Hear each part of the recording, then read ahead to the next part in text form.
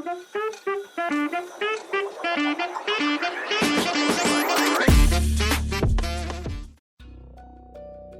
Crown की दुनिया में विराज ने बहुत जल्दी अपनी जगह बना ली। जो चीजें सीखने में दूसरों को महीनों लग जाते थे, विराज ने हफ्तों में सीख ली। जब उसके सामने पहली बार कोई गद्दार लाया गया तो उसने बिना झिझक के उसे मार दिया। दगाबाजी की सजा सिर्फ मौत है, विराज ने कहा था, और उसकी आवाज में कोई हिचक नहीं थी। लेकिन रात को जब वो अकेला होता था तो रायन की यादें उसे तड़पाती रहती थी। एक दिन जर्रार ने विराज के लिए एक बड़ी पार्टी रखी थी। देख विराज, उस लड़के ने तुझे छोड़ा था ना, चल आज रात मैं तेरे लिए लड़कों की लाइन लगा दूंगा, जो पसंद आए उसके जिस्म का मजा ले लेना। जर्रार का मतलब अच्छा था, लेकिन विराज के दिल में सिर्फ खालीपन था। पार्टी में जब एक लड़का उसके पास आया तो विराज की सांस रुक गई। वो लड़का बिल्कुल रायन की तरह दिखता था। तो तुम रायन की तरह दिखते हो, विराज ने कांपती आवाज में कहा। लेकिन जब उस लड़के ने मुंह खोला तो विराज को एहसास हुआ कि ये कोई और है। वो रात विराज के लिए और भी तकलीफदेह हो गई। विराज के साथ भी यही हो रहा था। वो शावर में खड़ा था और उसके आंसू पानी के साथ बह रहे थे। उसे लग रहा था जैसे उसकी रूह टुकड़े टुकड़े हो गई हो। कुछ महीने बाद एक दिन जर्रार और विराज कार में जा रहे थे कि अचानक उन पर हमला हुआ। गोलियां चलने लगीं और विराज ने तुरंत जर्रार को बचाने की कोशिश की। आप बेफिक्र रहिए, मैं इनको संभाल लूंगा, विराज ने कहा और खुद को जर्रार के आगे कर दिया। एक गोली उसके कंधे में लगी, लेकिन उसने जर्रार को बचा लिया। उस दिन जर्रार ने देखा कि विराज सिर्फ उसका आदमी नहीं बल्कि उसका बेटा है। अस्पताल में जर्रार ने विराज से कहा, आज से तू मेरा वारिस है, आज से तू वही बनेगा जो मैंने पूरी जिंदगी बनकर दिखाया। लेकिन विराज ने जवाब दिया, ये ताज मेरे लिए नहीं, आप मेरे बॉस हैं और जब तक आप मेरे साथ हैं ये ताज हमेशा आपके सिर पर ही रहेगा। उस दिन जर्रार की आंखों में गर्व था और बाकी लोगों की नजरों में विराज के लिए इज्जत। लेकिन सफलता और पावर के बावजूद भी विराज के अंदर एक खालीपन था। वो रातों को जागता रहता और सोचता रहता, रायन, कुछ भी हो, उसका प्यार झूठा नहीं था। मैंने उसकी आंखों में अपने लिए प्यार देखा था। ये ख्याल उसे तड़पाते रहते थे। उसके पास अब सब कुछ था, पैसा, पावर, इज्जत, लेकिन फिर भी वो खुश नहीं था। एक दिन विराज ने महसूस किया कि वो अपने आप को खो चुका है। मलिक जरार सर ने मुझे सब कुछ दिया, लेकिन शायद उसने ये नहीं बताया कि ये रास्ता रूह को कितना तोड़ देगा और पत्थर दिल बना देगा। उसे लगा कि वो एक मशीन बन गया है जिसमें कोई भावनाएं नहीं बची हैं। आखिरकार एक दिन विराज ने हिम्मत जुटाई और जरार के पास गया। उसकी आंखों में आंसू थे और आवाज कांप रही थी। मैं अब इंडिया वापस जाना चाहता हूं। ये शब्द कहना उसके लिए बहुत मुश्किल था, क्योंकि शैडो क्राउन में एक नियम था कि एक बार अंदर आने के बाद वापसी नहीं। जर्रार ने विराज को देखा। उसे अपने बेटे में वो बच्चा दिखाई दिया जो कभी पार्क में रो रहा था। उस दिन जर्रार ने अपने मन की आवाज सुनी और अपने ही नियम को तोड़ दिया। उसने विराज को एक नया नाम दिया, विराज सेठी, एक नया बिजनेस दिया और सबसे बड़ी बात, उसे आजादी दी।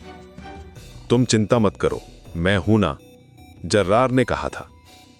और उस दिन विराज को लगा कि शायद उसे एक नई जिंदगी मिल रही है, एक ऐसी जिंदगी जहां वो फिर से अपने माता पिता के पास जा सकता है, अपनी असली पहचान को वापस पा सकता है।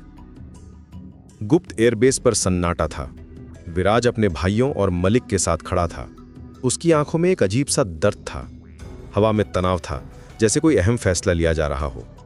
भाई, तू इंडिया जा रहा है, लेकिन याद रखना, हमारी सांस भी तेरे साथ है। जो भी तेरे सामने आएगा उसे हमारी तलवारें काटेंगी। मलिक का गला भराया था। विराज ने अपने हर भाई को गले लगाया। तुम लोग मेरे लिए सिर्फ साथी नहीं, सगे भाई हो। उसकी आवाज में दर्द था। और हाँ, वहां जाकर हमें मत भूल जाना। तू चाहे जितना बड़ा आदमी बन जाए, पर तेरी पहचान वहीं से शुरू हुई थी। शैडो क्राउन नाम का प्राइवेट जेट रनवे पर तैयार खड़ा था। विराज ने आखिरी बार पीछे मुड़कर देखा। उसके भाई हाथ हिला रहे थे। जेट के अंदर बैठकर विराज ने अपनी मां की मुस्कान और पिता की सख्त आंखों को याद किया। परिवार, वो शब्द जो अब सिर्फ यादों में बचा था। मुंबई एयरपोर्ट पर जब विराज उतरा तो चारों तरफ सिक्योरिटी थी। मीडिया वाले फुसफुसा रहे थे। कोई बड़ा अरबपति भारत आ रहा है जिसने बाहर बिजनेस किया है। कौन है ये?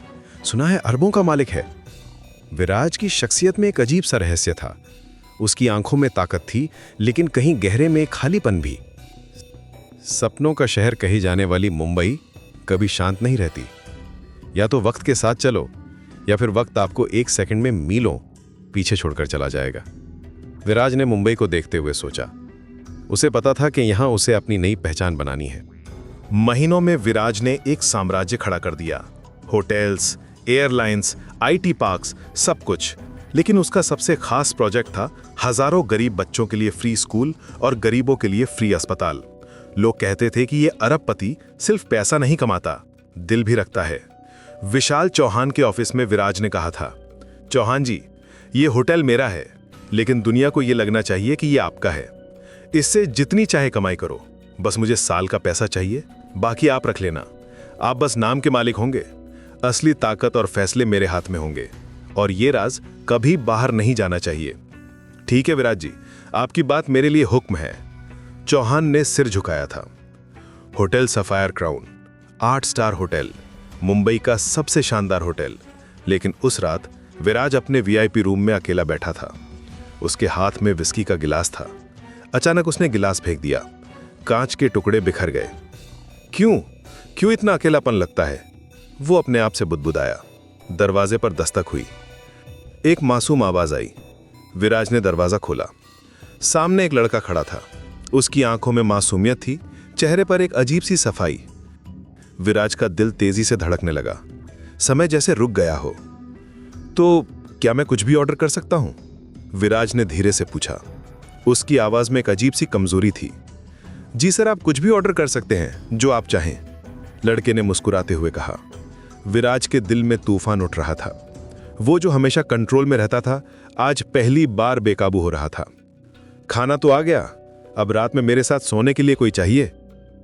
लड़के का चेहरा बदल गया। डर उसकी आंखों में साफ दिख रहा था। माफ कीजिए सर, मैं सिर्फ खाना देने आता हूं। इस तरह के ऑर्डर आप रिसेप्शन काउंटर पर दे सकते हैं। मैं दिल से माफी चाहता हूं।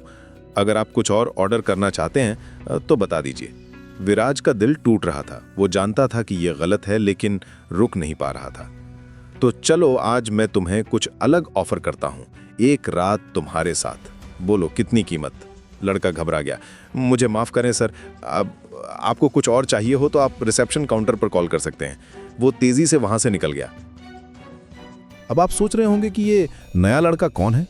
यहां तक कि कुछ लोगों ने तो अंदाजा भी लगा लिया होगा। जी हाँ, वो लड़का हमारा आरव था। तो प्यारे रीडर्स, अगला चैप्टर हम वहीं से शुरू करेंगे जहां मेक्सिको में विराज आरव को अपनी कहानी सुना रहा था। तो रेडी हो?